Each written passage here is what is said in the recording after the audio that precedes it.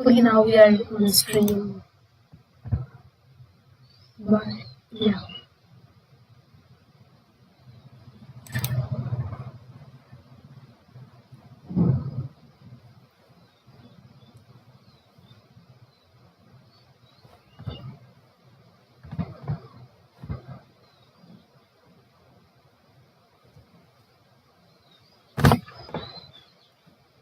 Yeah, it's working.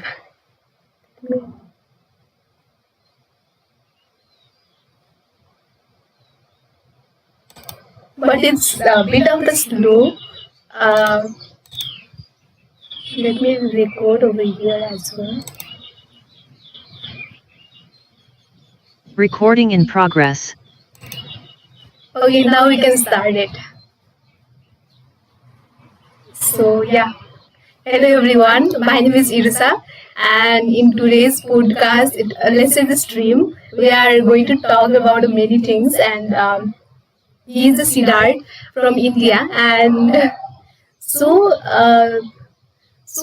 he's into the many things like machine learning, AI, smart contract researcher, and he knows every programming language. So let's say many programming language, and so let's begin our conversation with the Siddharth. And I would like to start the conversation from his introduction. So yes, Siddharth. First of all, thanks, Irisha, for having me in this podcast.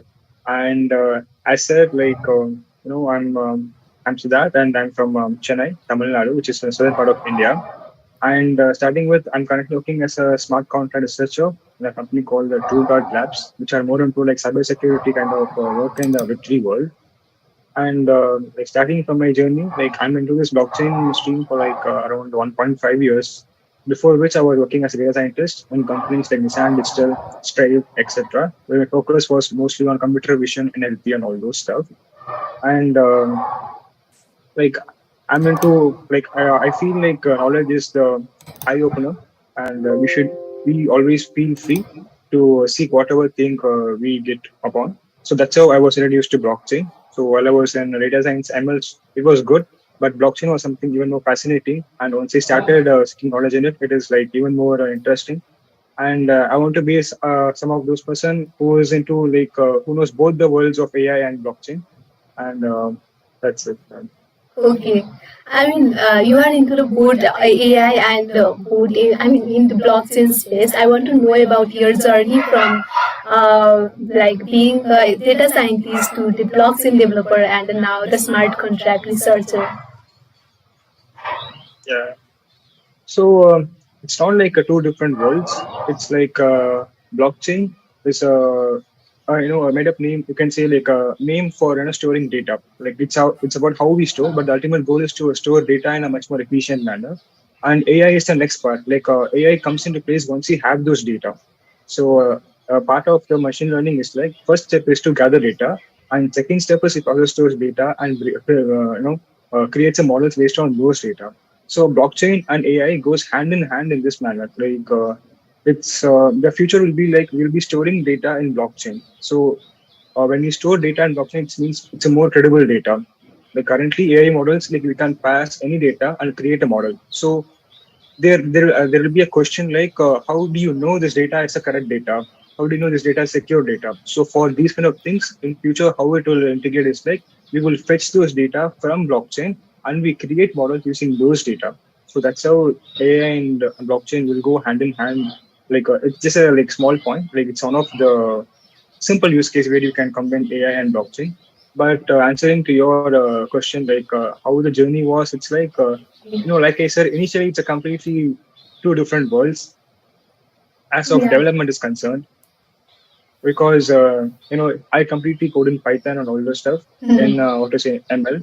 And ML, it's more like it's not a development. It's more like an use case oriented where you research more on what kind of parameters. In ML, it's more like the architecture is simple, but you need to fine tune the model in however way possible. You do feature engineering, and it's a complete different from what blockchain is. In blockchain, it's like a development phase where you write, moreover, when I started, blockchain was into very starting stages, so you don't find much documentation, all those stuff. Whereas for ML, it was like there are so many research being done in ML, so you can find so many tutorials and all those stuff. But blockchain, that's the thing which most fascinated me because it's a starting stage of life and nobody knew blockchain. So that's one of the main reason I want to learn blockchain. And apart from that, the way of how blockchain works, it has a even more impact on the real world. Like as I said, like AI is something which is required, but it will not something which is the most necessary thing right now because it's make like AI makes the life easier, but blockchain development is something which transforms our way of living. Like it gives more security data. It can transform the way how money is being used right now. So it has even more. I felt like it has even more big impact on our life more than AI, and that's where I come in. So I'm being a person who knows both AI and blockchain. I can have even more better understanding and even better use cases as compared to how we can use blockchain in our so that's the reason I wanted to be a person who is in the middleman in both these fields. So that's how the journey was. And once you started, you will, if you have the will to learn new things, will automatically keep researching new stuff and will get into these things. But the initial point is like you should be able to wanting to learn those stuff. That's how I went into this blockchain, and it was a great learning since I started blockchain. And yeah. Okay, that's great. And my next question is both related to the AI and the machine learning. And artificial intelligence, deep learnings have been integrated into the various domains. And are there any exciting intersection between the ML and the AI and blockchain technology that you find particularly interesting? Can you repeat it? Like what I find I interesting in mean, AI, ML, and blockchain? there is an intersection between like AI, ML, and blockchain technology. So, is there any interesting thing that you find good overall intersection of the thing? Means where I can use both of these in a single. Yeah. Yeah, yeah. That's what I previously said. Like once endpoint, starting point of like endpoint of blockchain, starting point of AI. So one of the simple use cases, the credibility of data. For example, let's say I'm taking what we say like planning for a, I'm taking a housing loan. Let's say I'm taking a loan, and you need AI model, so which will Okay. give me like a best interest rates of which bank I should take. So this model will automatically tell me which bank I should take a loan for. So for this, we need some data, right? I will be having some data like past 10 or 15 years data of each bank and their rate of interest they are giving. So so based on those data, the model will say like if you want to take a housing loan, you better take in this bank.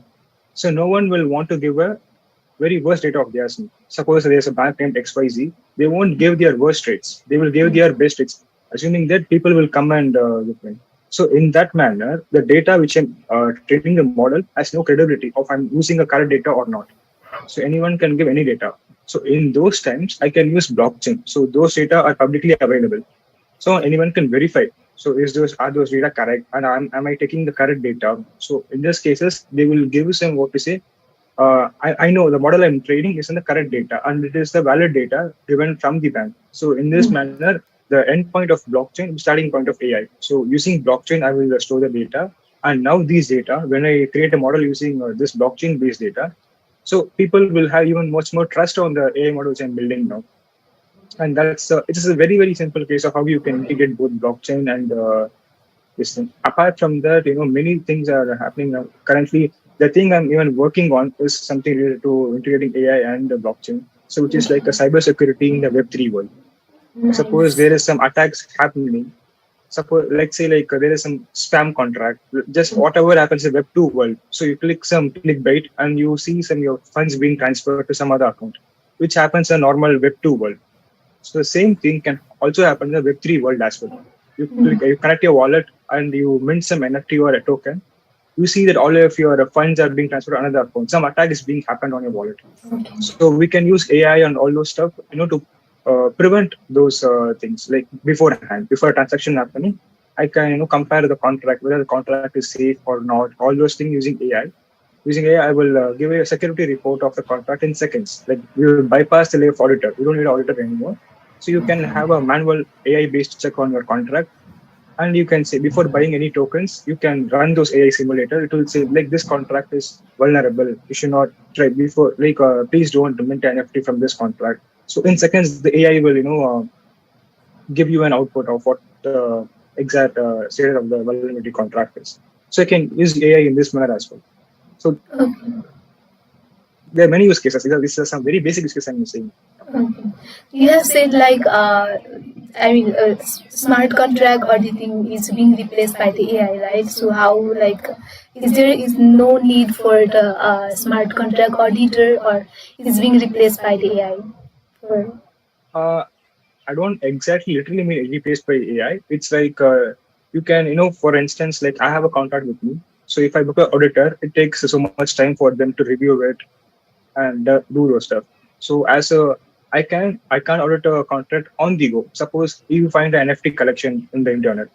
So you saw some NFT collection in there and you like the art and all. You want to go and buy the NFT. So will you go to auditor, like ask him to audit the contract and then you buy NFT?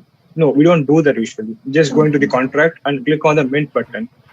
So when you click the mint button, if there is some AI based thing which will say like this contract is safe to use, means it will as a newbie in a Web3 world, it will be helpful for me to judge the contract in seconds without even going into the code or auditing by myself or giving auditor. It will like at least by 70% of the vulnerability will be detected by AI. So if there is a vulnerability, you can then go and ask someone to audit the code for you. Like, I want to buy this NFT, but I see like AI is saying like there is some vulnerability in this contract. Can you confirm it from your side? So in that case, it will be helpful. Like it can make the life easy for auditor. You can also say in that way. okay, Like, and the like main goal of AI is always been to make life easy. It is not like an independent tool. AI has never been a very independent tool. It is like it can be, but it really needs a massive amount of work for an AI to be independent tool. It always makes life easy for the whoever uses it. Like that's it. That's the main. So that's how it will make the life of easy for auditor. Like I will run the AI tool, and it will just tell me like, please check this function. I think there may be some vulnerability in this function. So in that manner, I don't need to go through all the functions. I need to okay, just go and point to that function, and it will make. I can just logical whatever issue is using the AI stuff. okay, and machine learning used to develop the models, right? Yeah. So, Yeah. and in the AI, we use the models for that prediction, that like scanning the codes to detect the vulnerabilities. Mhm. Like So using like models, we how make can we? the proper model for that, right? Yeah. I mean, how we write? We write on the machine learning code, or how like? Can you explain it a little bit? So how do you write codes to predict vulnerabilities in this thing? Yeah, as you have said, like everything is done by the AI for scanning and for predicting the things. So can you explain a bit about that? We How should it's have an, how deep learning works is something it will find the similarities in the code and it will, that those are some custom logic you should write. Like AI model is not like you pass data and model is there.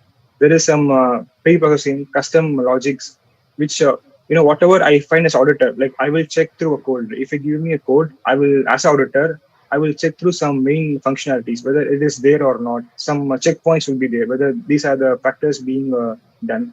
So the same thing I will ask AI to do. Like I will write code logics. Like there will not a single model. It will be like series of models to check it.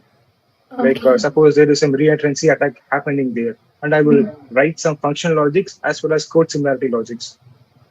So Also, it is not like a single ML model being used there. It will be like a series of functionality models. Like whatever auditor does in his real life, I will okay, break those steps into small chunks of programs. And it's not only I will be using AI. I can use some AI as well if else function type.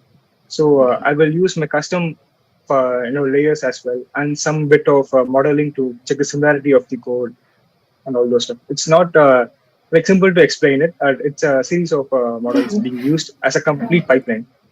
okay, got it. So my next question is, some of my question are technical, some of my question are non-technical. So I would like to go with first technical and then later non-technical part. So, as a smart contract researcher, to what challenges that you face in your work? So I won't say them challenges because I relish having those kind of problems because otherwise the work becomes boring, right? It's the same work. Okay. So the first thing as a researcher and auditor is like, like research, basically audit many codes. Uh, so whenever you find the new contract, and the first year I come to auditing and then come to researching like what my job is. So auditing is the part where you need to find some bugs in a code you have. So there might not be any bugs. There might be some bugs. You should, the first major challenge is that you'll be having some 5 6 contracts with you, and you won't know just the main contract. So once you know the main contract, it'll be like you should understand, get into the brain of the developer, like how he thought. Like contract A might call contract B, just using some functions inherent from a contract C. So you need to get a memory map or what to say, like a flow diagram of how the each functionality works. So that itself is a very difficult part in the smart contracts. So once you have that flow, then you need to run through each tampering of each functions. Like suppose if you inherit say S20 function itself, has he done that correctly? Is there any, like first you go from low level bugs to high level bugs because low level bugs are very easy to identify. So we go from low level bugs. Is the function implementation being done? We run through each and every function. And suppose if it doesn't work as expected, then you need to trace back the function or of what and all functions it is touching, what all the parameters he's passing, and where it is going wrong. So these might sound simple, but once you run through their code, you will be seeing a different variety of logic being implemented. So you will see like a single line the developer might have written in what to say like 10 to 15 lines, which is not necessary. But you can't skip it on the go by seeing it directly. You will for initially run through each and every code, each and every line you will go through it, and then you will realize it's not necessary. You can do this in a single line. Then I will replace it with a single line, and I will mark it as an optimization required in these lines. So you need to basically get into the brain of a developer. Debugging your own code is easy, but debugging some others' code is always a very difficult job. So that I find interesting as well. You will get to know different logic approach for the same problem. You will get to know different approaches, and at times you actually find out better approach as well. And you also learn in the process. Like suppose you which some lines you feel like it's actually correct, but you'll be surprised to see that it's actually failing when you run the functionality test and all those stuff. So that's the interesting part and also a challenge in as comes into auditing. And if I'm so these are the tasks which I do manually, I face issues, right? So now I need to automate these tasks using some programs. So that's even more challenging and even more fun to do, right? I Okay, need with to the write a program programs. to do these steps. Okay, with the Yeah. programs, So all the codes will be like secret. That's like you know. yeah. Okay, So got whatever it. I'm doing manually, I'll be checking each functionalities, right? Is this function working properly? I will do it manually by using some of these things. So now I will be writing some checks for it using the program so that it automates the process. Okay, which So same program do across you auditing. which program do I you usually write write that? in Python. Okay, Python. Python, I usually write. Yeah. Okay, Solidity Python is is like the my mother tongue. okay. Solidity is the like developerized smart contract, and you checked on the Python. Yeah, I pass those contracts and we check write those functionalities in Python. And Okay. even if I see some other library I'm using it, I will use to ask for it using Python. Like Python is easy for me to work, so that's why I choose Python. Otherwise, I can write in JS as well. And there are Okay. testing tools in JS as well. Okay. Is there any AI tool for like doing socks like socks thing that you do? Some things like I do. Yeah. Is there any AI tools for that? For what? Like I don't understand this. That you do the auditing, right? So, for like for that AI, if the tools or AI is used, that would be much better. I mean, it would be easier. Mhm. Yeah. There are many open source tools as well. Like for example, you can use the basic testing. Have you heard of hardware testing and fuzzing Yeah. tools are there? So those are like manual tests which we write in our contract itself.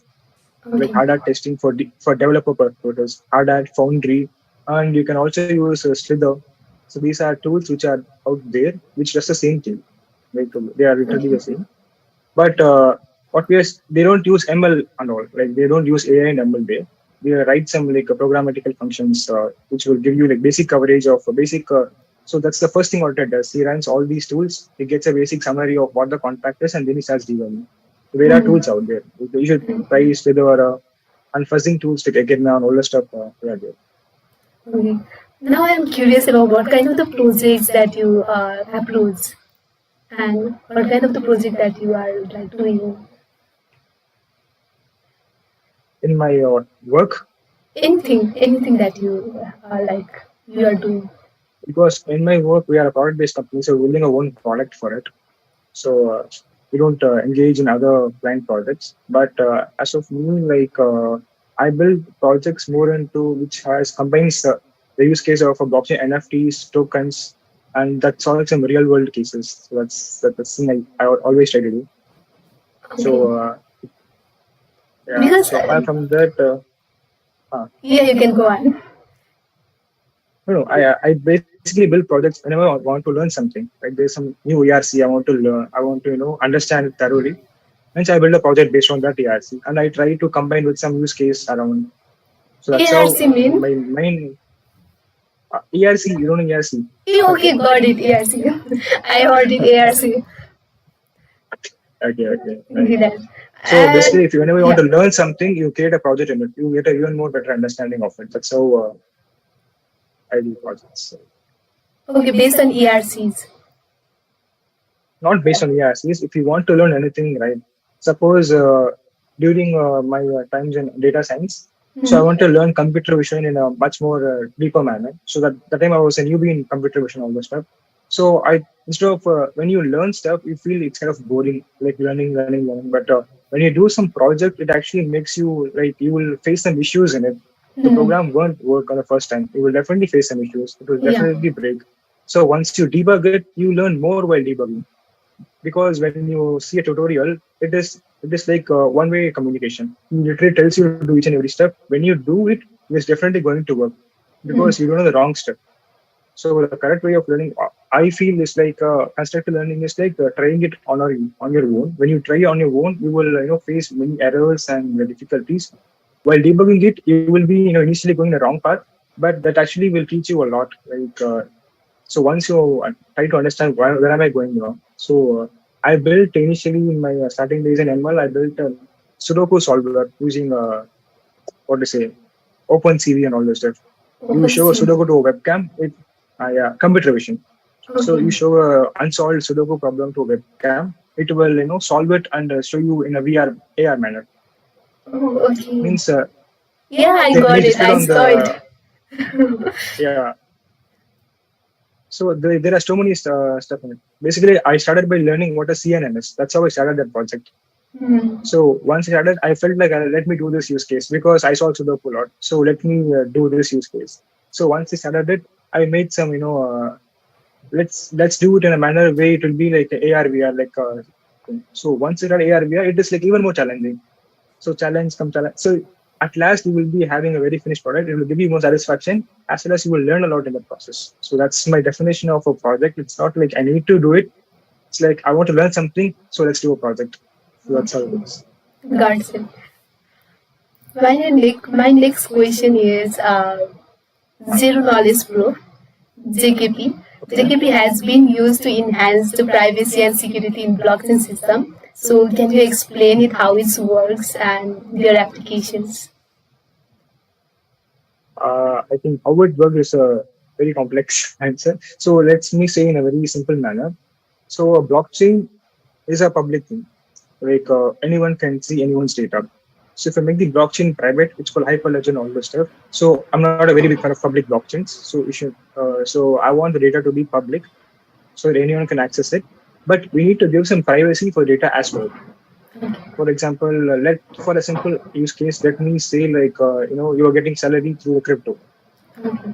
So if I know your wallet address, I can easily track what's your salary Hmm. or where do you spend your money.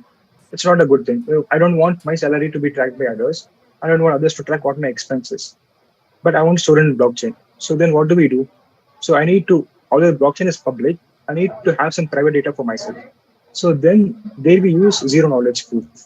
So zero knowledge proof basically says like, suppose it will validate your answer, but will not show like how much like you will be have some proof of your data, but no one will have any knowledge. Like zero knowledge will be given out, but there will be proof. For example, let me explain a small use case. Let's say the question is, what is the answer of 2 plus 2? Four. So suppose if you answer to me 4, like suppose you answer to me loudly, everyone will know it. Yeah. Like, let's say you say 4 and I say yes, it's correct.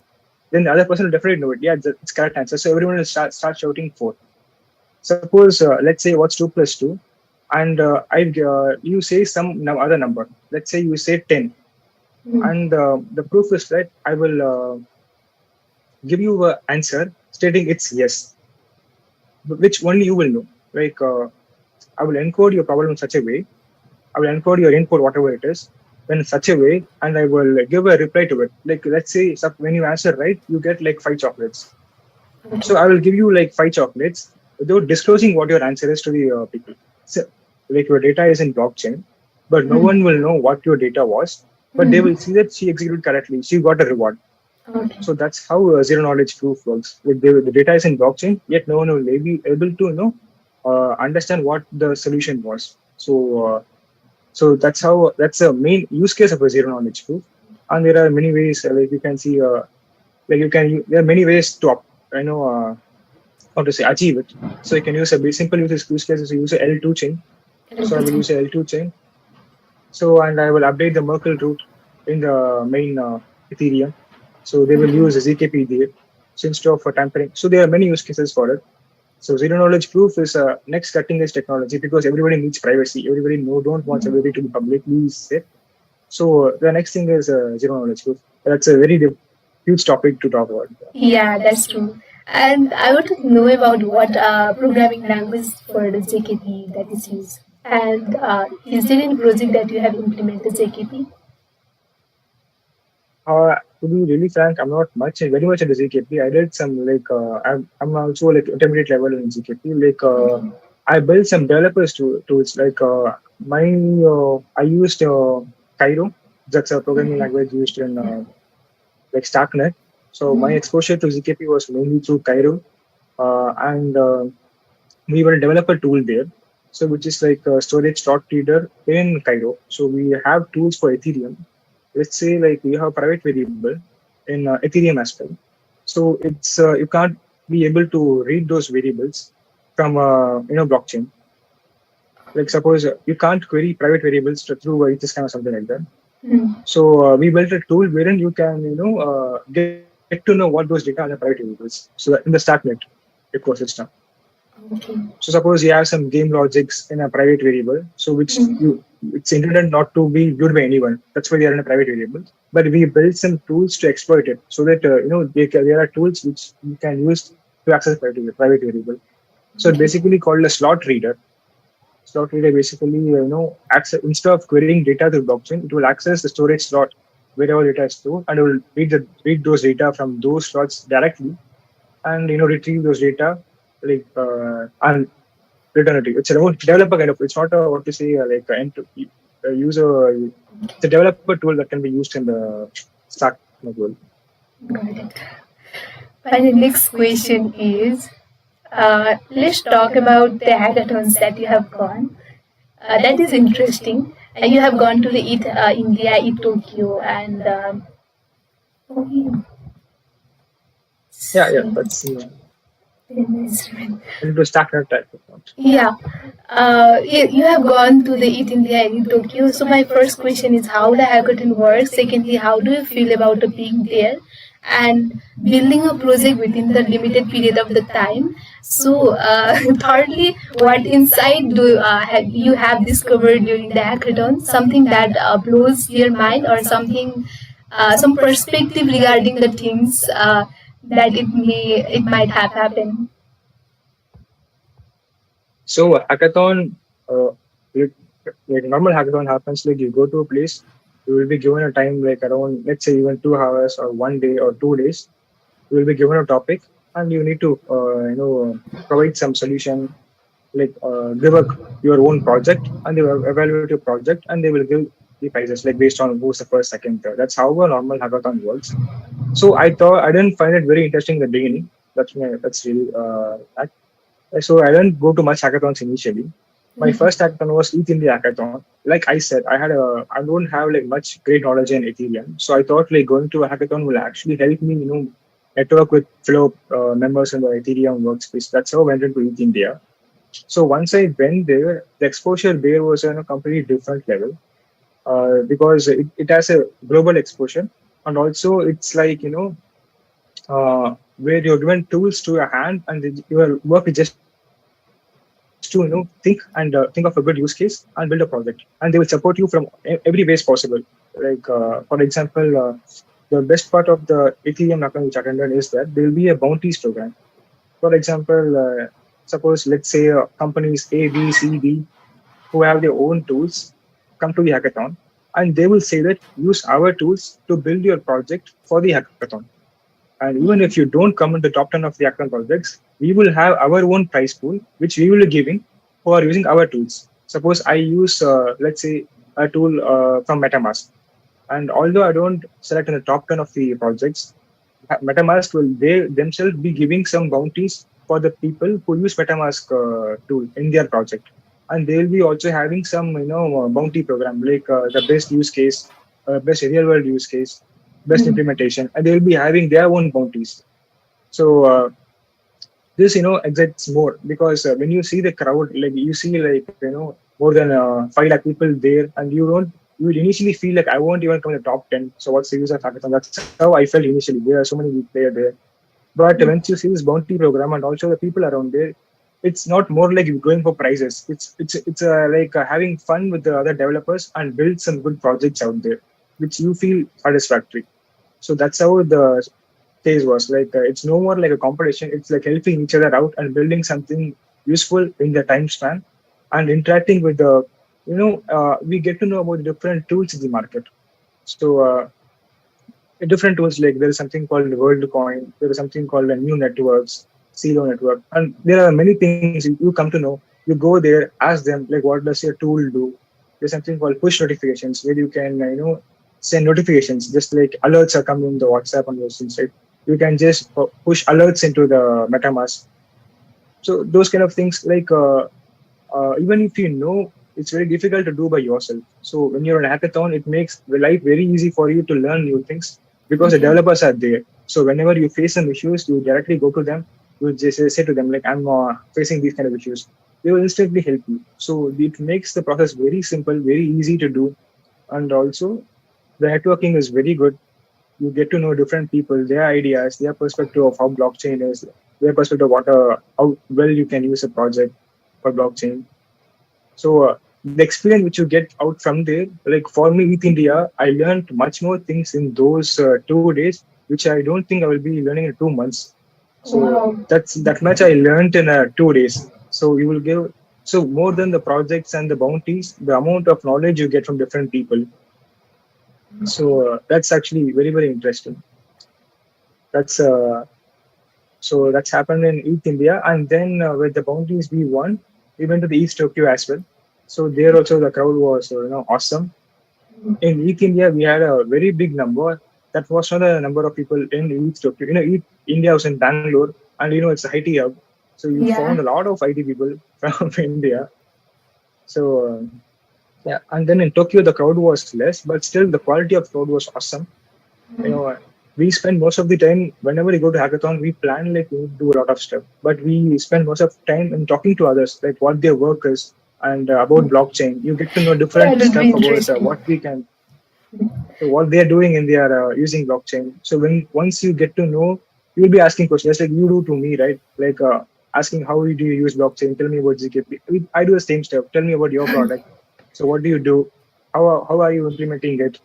So these are different things you get to know from, and it gives even more understanding of how blockchain is, about the blockchain world. So that's the main highlight of a hackathon.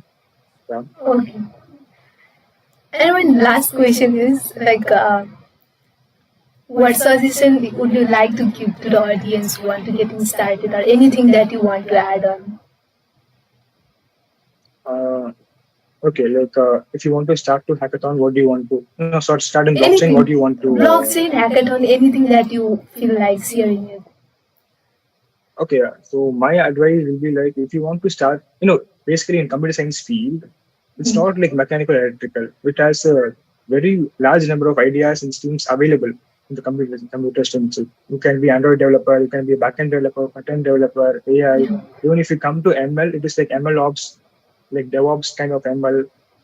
Even in machine learning, we have machine learning, deep learning, and all those stuff. So first, be open to gain knowledge before deciding what you want to do. So that's what I did. Because initially I was hesitant in moving into blockchain because I thought it's something related to money and all the stuff, and I was more focused on AI and these things. So once I started knowing about blockchain, it fascinated even me more than AI is. So be open to whatever you want to know, and once you feel like this is my stream, and then go like once you decide like it's my stream, right? Then you automatically start finding toolkits which you want to develop your skill set. So the thing is like I said, like build projects. So if you want to learn something, build a project. So for example, you are final year in computer science. So you are trying to figure out where I want to head out. It's AI or it's ML, it's blockchain, it's front end, back end. Initially try your hand in all those stuff. So basically, when you try out things, you will feel like I don't like it. So it will fascinate you initially, but once you start working on it, it might many times it feels like it's not my feed, it's my stream. It maybe look beautiful from outside. Once you start in the inside, you will feel like I don't like it anymore.